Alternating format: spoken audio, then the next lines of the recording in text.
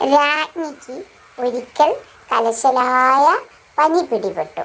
പല ചികിത്സകൾ നടത്തിയിട്ടും പനി ശമിച്ചില്ല. ചക്രവർത്തിക്ക് സമാധാനം നഷ്ടപ്പെട്ടു.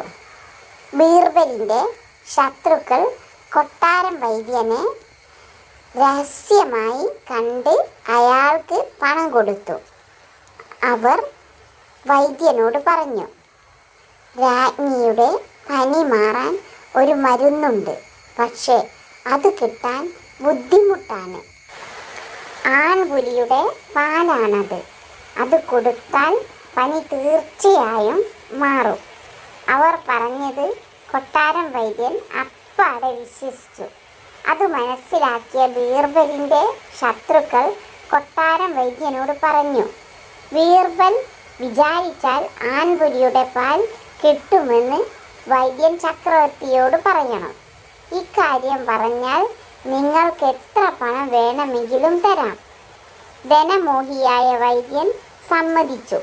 അന്നു തന്നെ വൈദ്യൻ ചക്രവർത്തിയെ കണ്ടു കാര്യം ഉണർത്തിച്ചു. ചക്രവർത്തി ബീർബലിനെ വിളിപ്പിച്ചു.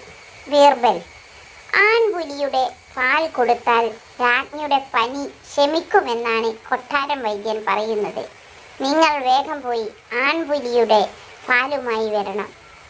അസൂയാലുക്കൾ ഒരുക്കിയ കെണിയാണിതെന്ന് ബീർബലിന് മനസ്സിലായി. പക്ഷെ ഒന്നും മുരിയാടിയില്ല.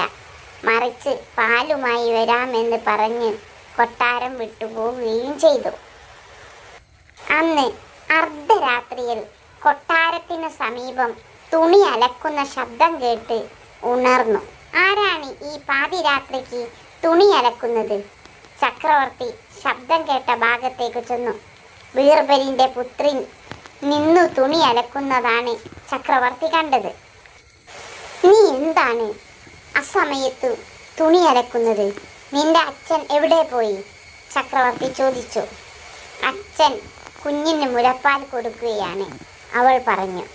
അവളുടെ മറുപടി കേട്ട് ചക്രവർത്തിക്ക് അത്ഭുതമായി. എന്ത്? ബീർബൽ കുഞ്ഞിന് മുലപ്പാൽ കൊടുക്കുന്നുവെന്നോ? ശുദ്ധ അസംബന്ധം. ഇതിലെന്തോ പന്തികേടുണ്ട്. ചക്രവർത്തി വീണ്ടും ചോദിച്ചു.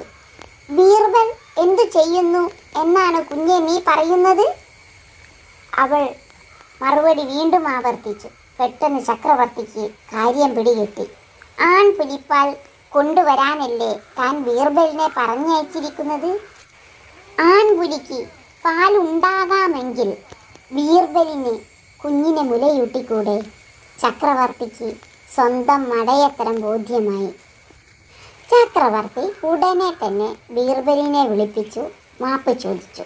കൊട്ടാരം വൈദ്യനും തക്കതായ ശിക്ഷ കൊടുക്കാനും ചക്രവർത്തി മറന്നില്ല.